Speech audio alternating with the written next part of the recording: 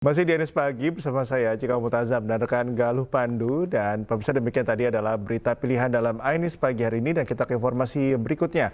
Puluhan lapak pedagang di Pasar Gandrung Mangu, Cilacap, Jawa Tengah terbakar. Kebakaran diduga akibat korsleting listrik dengan kerugian ditaksir mencapai ratusan juta rupiah. Allahu Akbar, ya Allah, kios ngulon gede banget.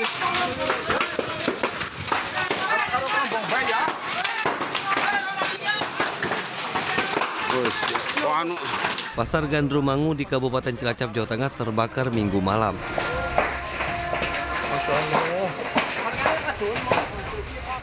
Pasar Gandrung, bakaran. Kebakaran terjadi di los ketiga yang berada di area belakang pasar. Api pertama kali muncul di lapak pedagang yang berada di tengah-tengah los. Warga berusaha memadamkan api dengan alat seadanya namun gagal. Sedikitnya 20 lapak pedagang yang menjual pakaian, bumbu dapur, dan perabotan rumah tangga ludes terbakar. Petugas pemadam kebakaran datang ke lokasi untuk memadamkan api. Api padam 1 jam kemudian. Kebakaran diduga akibat korsleting listrik dari salah satu lapak pedagang. Tidak ada korban jiwa, namun kerugian materi ditaksir mencapai ratusan juta rupiah. Dari Cilacap, Jawa Tengah, Heri Susanto, Anies melaporkan. 40 rumah semi permanen di Kampung Bendungan Jatinegara, Jakarta Timur hangus terbakar. Api diduga berasal dari ledakan tabung gas.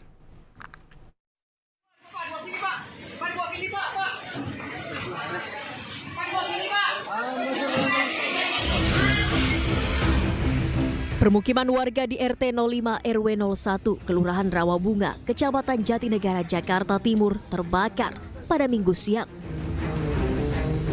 Dugaan sementara api berasal dari ledakan tabung gas dari salah satu unit rumah. Besarnya kobaran api membuat panik warga. Padatnya permukiman warga membuat api cepat merambat dari satu unit rumah ke puluhan bangunan lainnya. Sejumlah warga berjibaku memadamkan api dengan alat seadanya. Sementara 16 unit mobil damkar beserta 40 personil diterjunkan ke lokasi untuk memadamkan api. Tidak ada korban jiwa dalam peristiwa ini, namun kerugian material akibat 40 unit rumah warga terbakar diperkirakan mencapai 1,4 miliar rupiah. Dari Jakarta, Rio Manik, Anies melaporkan. Pemerintah Uni Emirat Arab (UEA) mengirim bantuan kemanusiaan ke Gaza melalui penyeberangan Rafah di Mesir.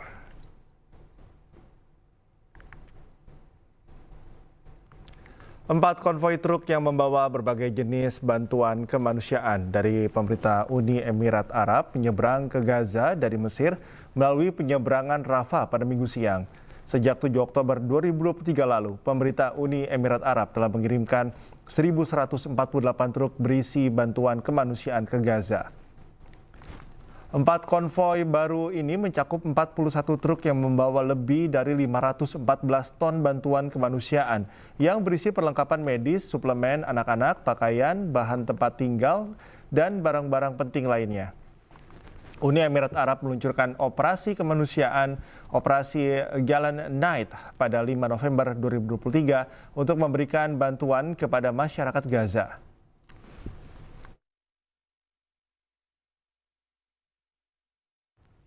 Ajang perlombaan antar siswa menjadi wadah untuk meningkatkan mental dan kreativitas siswa. Ya, ajang tersebut juga berguna untuk melatih kemampuan siswa dalam bekerja secara kelompok.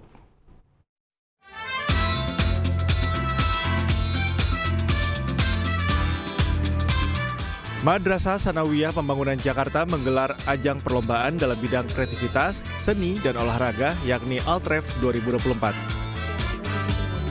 Dalam acara penutupan, terdapat pembagian hadiah kepada para siswa yang juara dari sejumlah lomba yang telah diselenggarakan. Para siswa juga unjuk kebolehannya dalam bernyanyi, yang membuat orang tua serta guru menikmati penampilan ini. Kegiatan Altref ini memang kegiatan yang memang digagas oleh para peserta didik kita dari Madrasah Sanawiyah Pembangunan, dan tentu kegiatannya itu saya kira semacam ajang kreativitas ya, Jadi penelusuran minat bakat, ajang kreativitas anak-anak, perlombaan dari hal yang sifatnya akademik sampai pada hal-hal yang non-akademik. Persiapan buat acara closing Altref ini cukup lama banget karena kita ada guest star dari Afi Wikila sama warga Koplo. Ini buat persiapan closing Altref tuh sekitar semingguan, ada latihan flash mob sama ada solo vokal dari band MPJHS. Para pengisi acara juga sangat menikmati Altref 2024. Mereka senang karena seluruh peserta dan pengunjung sangat antusias. Luar biasa, kita happy banget. Teman-teman sangat positif. Ternyata pesan kita yang tentang lagu-lagu positif juga didengarkan teman-teman. Dan sebagian teman-teman juga sudah hafal lagu-lagu kita. Bahagia banget, kita bahagia banget hari ini. Altref 2024 oleh Madrasah Sanawiyah Pembangunan Jakarta resmi ditutup pada 23 November 2024. Dalam acara penutupan, Madrasah Sanawiyah Pembangunan Jakarta menampilkan penyanyi tanah air Afi Wikila. Dari Tangerang, Banten, Anggita Maura, Jaka Samsa, iNews melaporkan. Kembali di Anies Pagi bersama saya Cika Mutazam mendengarkan Galuh Pandu. Kita ke informasi berikutnya. 7 orang anak terjebak di tengah sungai saat banjir bandang melanda kawasan Sungai Cidurian, Cigudeg, Kabupaten Bogor, Jawa Barat. Ya, proses evakuasi berlangsung dramatis karena arus sangat deras.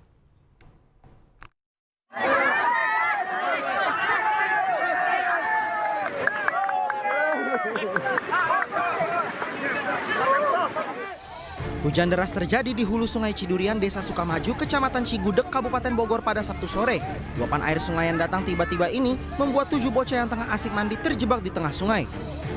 Proses evakuasi berlangsung dramatis oleh tim gabungan TNI Polri dan Satpol PP yang dibantu oleh warga karena arus yang sangat deras. Menurut warga, kejadian ini bermula saat 7 anak yang sedang asik berenang di sungai tiba-tiba air sungai langsung meluap hingga mengakibatkan 7 anak yang sedang asik berenang itu terjebak di tengah banjir bandang. Sebenarnya hujannya tidak besar lah, cuma gerimis gitu. Cuma di daerah Sukajaya di hulu Kali Cidurian ini mungkin hujannya besar gitu ya. Karena memang luapan Kali Cidurian dan Ciasan ini yang datang ke Sukamaju ini meluap gitu ya. Dan kebetulan memang pas anak-anak itu berjumlah sekitar 7 orang ya. 7 orang yang memang lagi mandi lah di kali ya. Dan mereka yang 5 itu terjebak, yang 2 memang bisa menyelamatkan diri gitu ya. Ke-7 bocah berhasil dievakuasi. Tidak ada korban jiwa dalam kejadian ini. Diimbau bagi warga yang berada di dekat sungai agar selalu waspada jika bermain di sungai saat cuaca hujan. Di Bogor, Jawa Barat, Wildan Hidayat, iNews melaporkan. Sementara itu di Jawa Timur, pemirsa, tingginya curah hujan mengakibatkan 5 desa dan pondok pesantren di Ponorogo.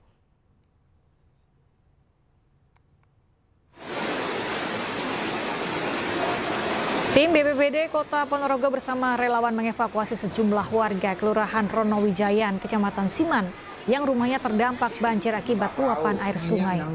Selain permukiman, banjir juga menggenangi area pondok pesantren Darul Huda Mayak. Tercatat puluhan rumah warga di 5 desa tergenang banjir, di antaranya Desa Singosaren, Ronowijayan, Kadipaten Kepatihan Wetan, dan Tonatan. Antisipasi banjir yang semakin meluas, petugas dan relawan berjaga di lokasi banjir.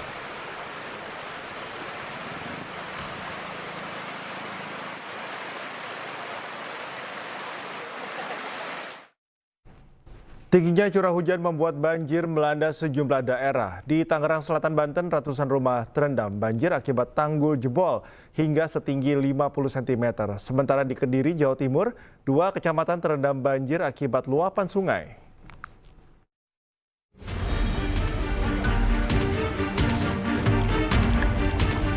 Curah hujan tinggi membuat tanggul Kali Ciputat jebol dan membanjiri ratusan rumah warga di perumahan Taman Manggu Indah, Tangerang Selatan, Banten. Sebagian warga mengungsi di musola dan sebagian bertahan di rumah masing-masing. Sedikitnya 300 kepala keluarga terendam banjir hingga setinggi 50 cm. Tinggi kisaran bervariasi antara 20 cm sampai dengan 50 cm.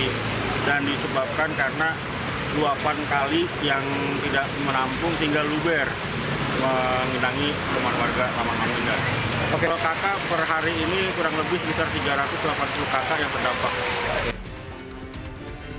Petugas BPBD masih bersiaga di lokasi banjir dengan menerjunkan 2 unit perahu karet guna mengevakuasi warga ke tempat yang lebih tinggi. Dari Tangerang Selatan, Banten, Nunung Purnomo, iNews melaporkan. Jadi banjir, air sangat meluap, sangat deras sekali dan sangat berbahaya. Guyuran hujan deras membuat jalanan dan rumah warga di Desa Mayaran, Kecamatan Banyakan, Kabupaten Kediri, Jawa Timur terendam banjir. Inilah kondisi banjir. Dan akses mobil tidak bisa masuk ini sampai ke lutut di orang dewasa ini. Ya, inilah kondisinya. Banjir sangat terparah. Ketinggian air di jalan raya sekitar 50 cm, sedangkan di rumah ketinggian air sekitar 20 cm. Meski digenangi banjir, warga masih terus beraktivitas dan bertahan di rumah masing-masing. Banjir akibat hujan deras dan luapan sungai Bendok Rosok. Kurang lebih ada 20 rumah Pak yang terendam. Terus penyebabnya ya curah hujan yang tinggi, terus ada luapan air di sungai, juga menjadi salah satu penyebabnya banjir Pak. Sebelumnya sudah pernah terjadi seperti ini? Sudah pernah Pak, kemarin lebaran hari kedua, tapi ini yang paling parah Pak. Ini situasi terbaru banjir hari ini. Untuk tanggul sudah mengkhawatirkan ini. Tidak hanya di Kecamatan Banyakan, hujan deras di wilayah Kecamatan Grogol juga menyebabkan air sungai Bendo Mongal meluap dan menyebabkan tanggul sungai jebol. Hingga saat ini petugas BPBD Kabupaten Kediri terus melakukan asesmen untuk mendata dampak banjir. Dari Kabupaten Kediri, Jawa Timur, Afnan Subagio, iNews melaporkan.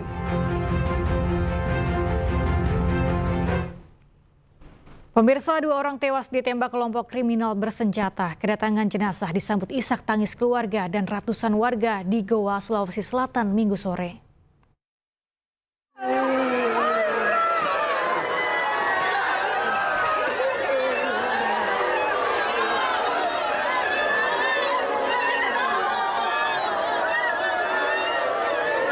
Tangis haru ratusan kerabat pecah saat jenazah Imran 23 tahun yang menjadi korban penembakan kelompok kriminal bersenjata atau KKB tiba di rumah duka di Desa Tinggi Mai, Kabupaten Goa, Sulawesi Selatan.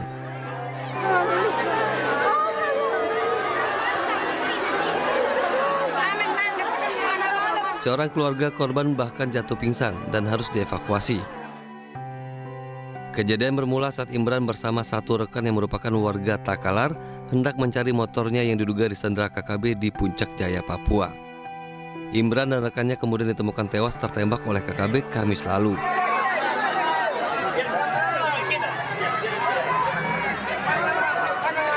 Yang kami dapat setelah koordinasi dengan keluarga korban dan teman-teman dari Papua bahwa kedua korban ini jadi korban dari keganasan KKB. Menurut keluarga, Imran telah merantau ke Papua selama 4 tahun dengan berprofesi sebagai tukang ojek. Dia tukang ojek di sana ke sini. Ditembak dengan ada bukti beberapa di tubuh yang terkena porte peluru. Usai disemayamkan di rumah duka, jenazah korban langsung dimakamkan di TPU yang tak jauh dari rumah duka. Dari Kabupaten Goa, Sulawesi Selatan, Bukma, iNews melaporkan.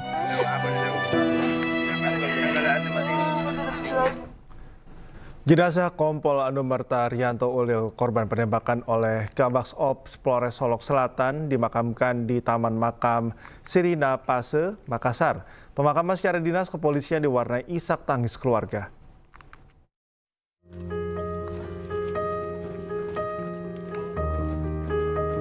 Jenazah almarhum Kompol Anumerta Rianto Ulil dimakamkan di Taman Makam Sirina Pase, Biringkanaya, Makassar, Senin siang. Pangkat Rianto Ulil dinaikkan 1 tingkat menjadi Komisaris Polisi atau Kompol dari pangkat sebelumnya Ajun Komisaris Polisi atau AKP.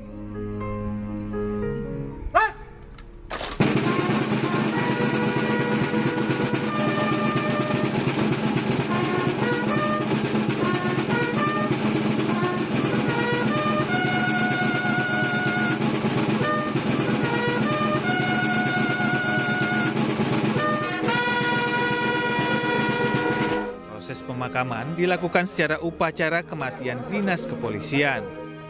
Keluarga kerabat dan rekan kerja almarhum datang untuk melihat prosesi pemakaman. Kepolisian Polda Sulawesi Selatan yang bertugas melakukan penghormatan terakhir dengan menembakkan tembakan salvo ke udara.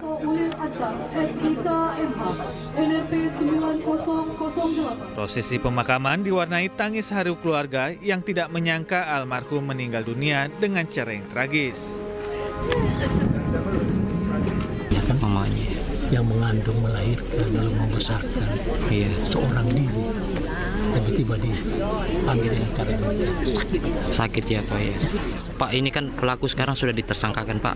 Harapan dari pihak keluarga ini apa Pak? Tentu kita minta ke kepolisian terutama yang juga menegakkan aturan, ya tegakkan aturan dengan baik. Ayo apa kamu? Sebelumnya, Kabak Ops Polres Solok Selatan AKP Dadang Iskandar menembak mati Kasat Reskrim AKP Ulil Rianto Ansar di kawasan parkir Polres Solok Selatan. Penembakan diduga dipicu konflik internal terkait penanganan kasus tambang galian C. Pasca penembakan, AKP Dadang Iskandar akhirnya menyerahkan diri ke Ditpropam Polda Sumatera Barat. Korban mengalami luka serius di kepala kanan.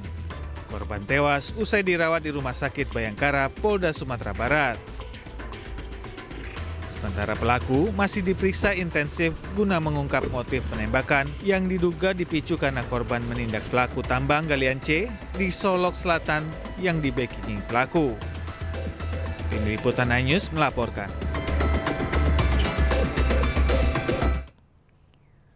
Beralih ke kasus lain, pemirsa, Gubernur Bengkulu Rohidin Mersyah tersangka operasi tangkap tangan atau OTT di lingkungan pemerintah Provinsi Bengkulu telah tiba di gedung KPK Jakarta.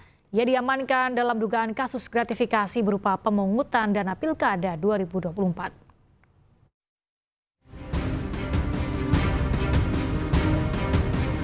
Rohidin Mersyah, Gubernur Bengkulu yang juga calon Gubernur Bengkulu periode 2024-2029, tiba di Gedung Merah Putih KPK Jakarta Selatan dengan menggunakan topi dan masker putih. Rohidin masuk ke gedung Komisi Anti Rasuah dengan didampingi polisi serta pegawai keamanan KPK. Meski tak memberikan komentar, namun saat memasuki ruangan, ia menyempatkan untuk membalas sapaan awak media. 7 tersangka lainnya masuk ke gedung KPK melalui pintu lain. Sementara, menurut Wakil Ketua KPK, Alexander Marwata, operasi tangkap tangan KPK di Bengkulu terkait pungutan ke pegawai untuk pendanaan pemilihan kepala daerah. Adanya mobilisasi terkait dengan akan ikut sertanya yang bersangkutan tersangka petahana gubernur untuk mengikuti pilkada nanti pada bulan November yang hari Rabu nanti akan dilakukan pencoblosan. Terdapat dugaan penerimaan sejumlah uang oleh saudara EF alias AC selaku ajudan Gubernur Bengkulu dan saudara IF selaku Sekretaris Provinsi Daerah Bengkulu yang dimaksudkan untuk saudara RM selaku Gubernur Bengkulu. Sebelumnya, KPK melakukan operasi tangkap tangan ke sejumlah pejabat eselon di Pemprov Bengkulu Sabtu malam. Satu di antaranya merupakan Gubernur Bengkulu yang juga calon Gubernur Bengkulu periode 2024-2029. Selain mengamankan 8 tersangka, penyidik turut menyita uang senilai 7 miliar rupiah. Dari Jakarta dan Kota Bengkulu, Tim Liputan iNews melaporkan.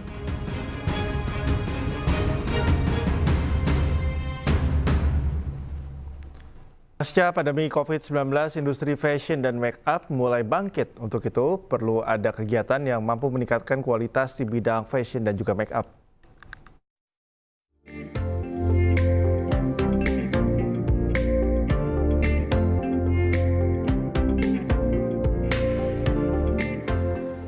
Ajang UC 1000 Fashion Design dan Makeup Contest kembali hadir di Jakarta. Setelah sempat terhenti karena pandemi, tahun ini acara berhasil menggait 12 sekolah fashion dan 5 sekolah makeup untuk berpartisipasi. Pada kesempatan ini kita ada 5 busana yang udah dibikin oleh 5 siswa kami dan di sini kita mengikuti tema yang diberikan oleh panitia. Kebetulan untuk tahun ini kita mendapatkan tema Jawa Barat. Selain menampilkan karya busana bertema budaya lokal, event ini juga menjadi kesempatan besar bagi para peserta untuk mendapatkan pengalaman internasional. Ajang ini tak hanya menjadi kompetisi, namun juga langkah untuk membangkitkan kembali semangat industri fashion dan makeup Indonesia pasca pandemi. Seharusnya kami melakukannya berturut-turut, jadi 5 tahun yang terakhir berturut-turut, tetapi terputus pandemi, jadi baru bisa melanjutkan saat ini. Jadi memang ini tiap tahun kami dedikasikan event ini untuk kemajuan dunia fashion dan beauty di Indonesia. Dengan semakin banyaknya talenta muda yang berpartisipasi, diharapkan acara seperti ini dapat terus menjadi wadah bagi kebangkitan industri fashion dan makeup di Indonesia. Dari Jakarta, Wenda Nura, Jemi Jasin, iNews melaporkan.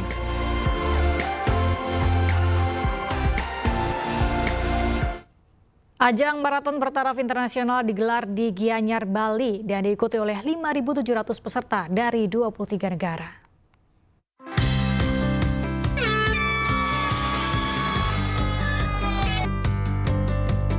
Peserta Oporan 2024 mulai berdatangan memadati lapangan Bali United Training Center yang berada di kawasan Pantai Purnama Sukawati, Gianyar, Bali.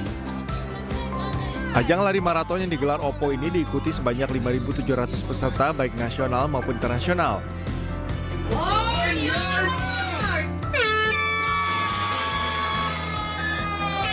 Tercatat sebanyak 23 negara turut berpartisipasi dalam ajang berskala internasional.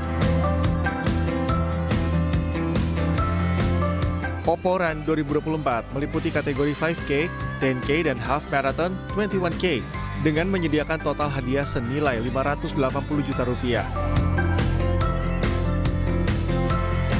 Oporan 2024 menggabungkan kegiatan olahraga, hiburan, dan teknologi. Digelar serangkaian peluncuran produk baru Oppo Find X8 series. Antusiasmenya sangat luar biasa. Kita punya 5.700-an peserta yang paid, berbayar, dan juga subscribe on their own, dari lokal ke international participant juga. Kita mempunyai 23 negara yang hadir, join us for this marathon. Ya, kita mensupport kegiatan-kegiatan seperti ini juga dengan Oporan karena mendorong sport tourism, mempromosikan budaya Bali juga, terus mempromosikan budaya Bali juga pada wisata Bali dan juga mendukung lebih banyak lagi wisatawan asing maupun lokal ikut berpartisipasi. Very well organized. Nothing to complain about, really. Yeah, perfect. And then how's the ambience, around in Bali, a holiday here? It's really nice, People cheering along the roads. Some people dressed traditionally and stuff great, really nice. Para peserta juga nampak menggunakan kamera Oppo Find X8 series untuk mengabadikan momen seperti AI teleskop zoom yang mampu melakukan fotografi jarak jauh dengan hasil yang detail luar biasa. Fitur Lightning Snap juga menjadi salah satu fitur yang paling sering digunakan oleh peserta untuk menangkap momen cepat dalam hasil yang sangat jelas. Dari Gianyar, Bali, Indira Ari, iNews melaporkan. Puluhan UMKM di Kota Balikpapan meriahkan gelaran bazar dan hiburan bagi warga kota jelang penghujung tahun. Acara Simfoni Merah Putih sebagai ajang untuk mengangkat kekayaan budaya sekaligus menyatukan masyarakat. Ya, itu ya. Oke. Siapa kita hari ini? Kita dengan ini. Ribuan pengunjung memadati bazar UMKM di kawasan wisata Pantai Kilang Mandiri Balikpapan untuk menikmati jajanan khas Kalimantan Timur. Hadirnya 60 UMKM ini merupakan bagian dari gelaran pesta rakyat gelaran salah satu BUMN. Tak hanya sajian kuliner, sejumlah UMKM lokal juga menjajakan berbagai kerajinan tangan, mulai dari tas hingga aksesoris, gelang, dan kalung. Selain bazar UMKM, event ini juga menyuguhkan sejumlah hiburan. Oke, jadi Pertamina Simfoni Merah Putih ini tujuannya untuk mengangkat Kota Balikpapan sebagai kota penyangga IKN juga, beserta Samarinda juga. Lalu kita juga di sini disupport juga beberapa UMKM juga, kurang lebih di sini ada kurang lebih 60 UMKM yang mana semua dari Pemprov juga support, dari Pemkot juga support, dan juga dari Pertamina juga support untuk UMKM sendiri gitu. Berdampak baik sekali, karena ini kan perputaran ekonomi juga kan. Harapannya semakin sering ada kegiatan kayak gini supaya lebih